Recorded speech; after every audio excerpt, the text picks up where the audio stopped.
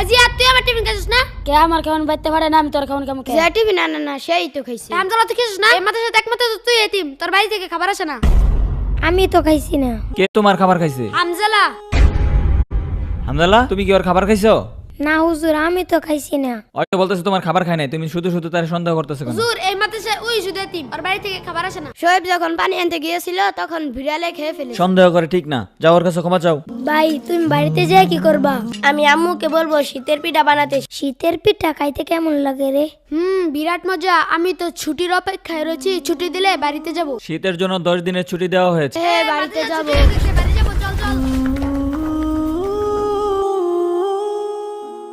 চাচা, আমার বাড়িটা তো আমি চিন্তাছি না। সন্ধ্যা হয়ে যাইতেছে, মাদ্রাসাত ফিরা যাওগা। তুমি কি করবা? হুজুর আমার তো কোথাও যাওয়ার জায়গা নেই, আমি মাদ্রাসাতেই থাকি।